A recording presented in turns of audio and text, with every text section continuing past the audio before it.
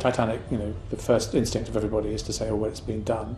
My idea of what we were going to do was that we would have a whole series of stories from the very top of society to the very bottom, and we would put the audience in the middle of it all.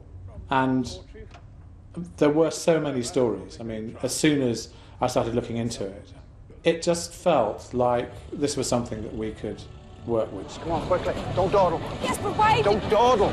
I don't think there has ever been a story as enormous as this, and as heartbreaking and as magnificent and as all-encompassing in terms of human life and human tragedy. The story of the Titanic, of course, is, well, it's part of everybody's background, really. I grew up at a time when it hadn't been discovered and read books about it and imagined what it would be like. And so I've always loved the whole sort of aura around the story. I think it's a completely fascinating horror story, and to be told in a rather polite way with all the horror in it, I think is very interesting. I loved the story of Titanic, but it's far more complex with the mix of the classes and how they all end up in the same boat, as literally. This take, as it were, on Titanic is definitely one of grappling with the totality of the society which forms up the Titanic. One of the things that I sort of felt we should do is that we should start to sink the ship at the end of each episode, because one of the big advantages of television is you've got 4 hours to tell these stories. So at the end of each episode, the stories that you've been following, the characters in those stories, you leave them in some sort of position of jeopardy. This is more about many more people and their personal situations, their families, and what happens to them as individuals. Ismay. So all of these elements of what make up this structured class society at odds with itself is the story, and the conveyed on a boat that's not going to sink that does. If you're doing a show about British society in 1912, then there's obviously sort of one person that you would think of immediately, which is Julian Fellowes. So I went to Julian, and he said immediately, yes, he really, really wanted to do this, and he immediately got it. Is this right for first-class servants?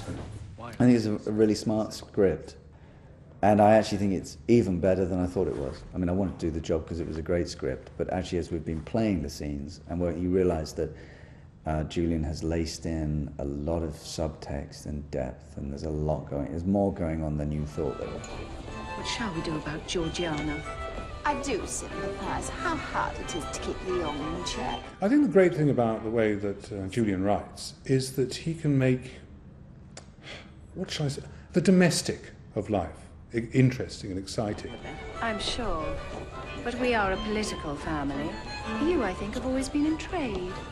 Julian Fellowes is a brilliant writer, and his dialogue is delicious to be able to say. It's like champagne, it's wonderful.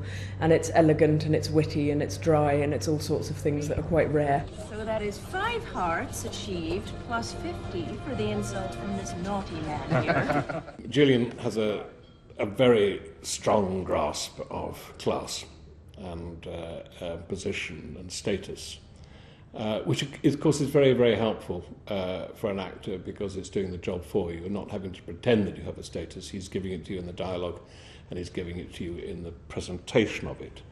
All well. Seems so. Except Mr. Lightoller has lost the binoculars. According to David Blair, it's all your fault. Not enough storage.